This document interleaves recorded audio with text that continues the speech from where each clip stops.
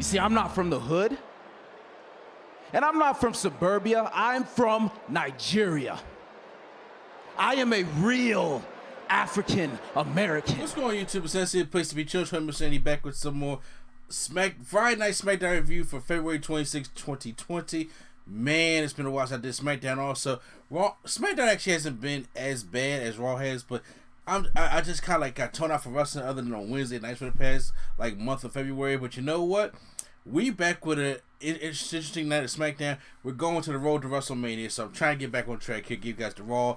Wednesday Night War is coming. I'm saying me and Project I'm trying to do because we are behind on our podcast, the No Gimmicks Needed Wrestling podcast. So we're trying to give you that in full this weekend as well. So stay tuned for that. But SmackDown kicks off, of course, with the Tribal Chief Roman Reigns. It comes out with his promo, but Daniel Bryan comes out. And Daniel Bryan says, you know, how admirable it was for you to defend your title right after the Elimination Chamber. I mean, that was awesome. But you know what? He wants a straight up one-on-one matchup. Because Daniel Bryan won the Chamber, but however, you know, Roman Reigns just destroyed him because he's already tired from after the Chamber matchup. But the thing is, he wants him at Fastlane. Well, Uso gets in his face, talk about some, no, man, the greatest of all time already won, Uso. So he said, no, so if you're going to try to get that chamber match, you got to go get through me, or you about to get got. This, God, Jey Uso, I tell you. So, Roman doesn't stare down to DB, and, you know, basically tells him what think he's worthy or not. But then Jey Uso attacks him, and then so later on tonight, we'll have a match between Jey Uso and Daniel Bryan. If Daniel Bryan wins, he's going to have the match of Roman Reigns at Fastlane, which we kind of already know is going to be happening. Tag team matchup, which I don't understand. We have the Mysterios. Really, this is a thing in 2021. The Mysterios taking on Otis and Chad Gable. Two guys, one who should be solo with the Alpha Academy doing his own thing, and the other guy who should be with Tucker. By the way, where's Tucker? Should I be with his tag team partner with Tucker and doing the heavy machinery thing? But no, they're trying to turn him into a more serious thing, and they just form the new tag team. And the match I really wasn't interested in, and on top of that, they make Otis do a splash in the middle rope on Mysterio and pin him clean. And I'm like, okay, no. We're not going to even try to propel these guys up to the tag team title scene at WrestleMania. Not interested, not for it. But I'm going to tell you what I was interested in. The new Apollo Crews. Apollo Crews comes out. He has the Nigerian colors on. He has the scarf on. He tells everybody, look, man, everybody keeps asking me, you know, who I am. Apollo Crews will make judgment about me, but you don't know who I am. And he says, look, I'm from Nigeria. I'm not from the hood. I'm not from suburbia. I'm from Nigeria. Okay? We're getting the Uha Nation thing back again, it seems like a little bit. He talks about his culture in Nigeria and how these Nigerian colors, the scarf he has on, represents wealth, you know, power and dominance. And I mean, I was feeling the promo. He was talking about his great grandfather who had his 5 wives, and he will always, you know, if they disrespect you, you show them the steel. So then, as he doing a promo right to the camera, look at Shinsuke Nakamura. He already tells he gets the accent and everything going on, but Nakamura cuts him off, and then we get Shinsuke Nakamura taking on Apollo Crews. So the match actually pretty cool. There was a cool spot where Apollo Crews like sitting on the ropes, and then Shinsuke like slides underneath the ropes, but turns into a German suplex. Never seen that before. And man, it was kind of given away on this regular episode of SmackDown. But I thought it was dope. But however, Apollo Crews stays dominant in the matchup, and he does an angle slam to Shinsuke Nakamura and wins the matchup. So I like that. I still do like to spin out powerbomb. I don't know if they're going to keep making him do that or not. But Apollo Crews wins the first decisive win. Apollo Crews, most likely now, I'm feeling a character. He has somebody to go off of, and you can tell it felt more authentic because he's bringing himself into the character. Okay, and I like that. And I think if y'all keep building him up, he can get that Intercontinental Championship come WrestleMania and have Big E to the chase. But then, honestly, you move Big E for bigger and better things, and you can move Big E to that WWE title picture, because that's what Big E needs to be in the first place. But, you know, have this Intercontinental Championship, it could give him a belt, stuff like that, have him do some single stuff. But I do think Apollo Crews, man, he can be definitely allowed. They keep booking him right, and they keep doing right by his new gimmick and by him representing his culture. He's the real African American. I like that. If they make a shirt that says that, I'm getting that shirt. Just saying. Liv Morgan taking on Tamina. Really, we have to show the cracks in the whole Riot Squad because she just beat Ruby Riott last week. So then again, she beats Liv Morgan, and they celebrate. She had there with a tie celebration because another makeshift tag team that makes no sense.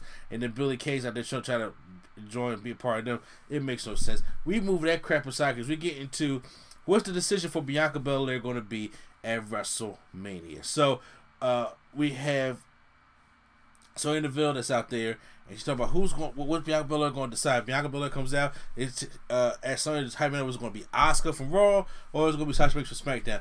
It's only one choice, to be honest with you. So as she's about to say who she's going to face, we have the sommelier Reginald who comes out to the ring, and he does everybody know that they were a good tag team. But however, since they were a tag team, Sasha studied all her moves and everything. So, if you go against Sasha, you will get beat. And this is him having that crush with Sasha. But I'm telling you, that partnership is coming up. I said that weeks ago. Sasha comes out and says, didn't I tell you not to dude ain't talking for me, I speak for myself. Which, by the way, I also think that Sasha and Reginald was going to be like a Carmella and James Ellsworth type of thing from a couple years ago. Just saying. So she says, look, I am the standard. I am the blueprint. I understand you're the EST, but you're not number one. I'm number one. So it makes you like you're number two. So at WrestleMania, she'll be the EST. She'll be number one. So then Bianca Belair throws it back at her, lets her know that she's gonna pick her for WrestleMania. And I'm telling you right now that she's gonna be the EST at WrestleMania, and she's gonna take your championship. So it's set. Bianca Belair versus Sasha Banks. The match I wanted when I first saw Bianca Belair in the Mae Young Classic. I said, this is like Sasha 2.0, but just, bigger, stronger, faster. Oh, wait a minute. That's the EST. So that's why I always wanted. And you know what? It's the representation, man. We got two black women in here going at it for the Women's Championship in a singles match, okay? We ain't got to have no, six-way championship. We ain't got to have no fatal four-way, no fatal five-way, no multi-woman matchup at all. It's just these two women going out there representing for the culture on the biggest stage of them all at WrestleMania. That's money right there. And it's a 2-night thing. I don't know if any of them are going to headline when it comes to, because I think both championships right now, the way it's looking, is going to probably headline each night. But however, I hope they get some, especially with the fans being there, they do get some time in there, like at least 20 minutes, stuff like that, to actually go out there and do what they need to go out there and do and represent for the sisters out there. And I'm proud of them, and I'm glad we're going to get this match at WrestleMania. And even on Talking Smack, that's why Bianca Belair said she picked Sasha. No disrespect to Asuka or anything like that, but she right now, she want to make history at the biggest stage of them all. I mean, SummerSlam was cool. You can do this any other time, but right now, no. It got to be at WrestleMania. We had a Street Profits taking on King Corbin and Sami Zayn. King Corbin doesn't even understand why Sami Zayn wants to team with him, but Sami Zayn makes some kind of excuse. He just needs his strength, and they can come together. They can actually be SmackDown Tag Team Champions, but that's just not necessarily going to happen, as we already have King Corbin already pissed off at Sami Zayn's documentary crew as it is. During the matchup, during the Street Profits, King Corbin has to do the slide underneath the ring, go back in, but then the camera crew is blocking him, and he gets pissed off, and then he gets attacked by Angelo Dawkins. So the match keeps going on, and then King Corbin gets tossed to the outside, and then the film crew is still filming him. He's like, "Yo, why are you guys still here, still getting upset?" But then Sami Zayn is distracted by it. It calls Angelo Dawkins to do his little double underhook chicken wing corkscrew, whatever. That looks nice, and then Montes the tag in and does a springboard, like springboards on the ropes, and then does the frog splash. It was nice. I was like, that man is freakishly athletic for the Street Profits to win the matchup. So, me personally, my dream match for them at WrestleMania would have been Street Profits versus the Usos for the tag team championships. Obviously, I thought Jimmy would have been back by now in January, and they would have put him with Jay, with Roman Reigns, and then they go for the tag team championships, and then beat the Dirty Dogs, whatever the case is, at Fastlane, and then Street Profits be next in line. Street Profits versus Usos, that will be hot for WrestleMania.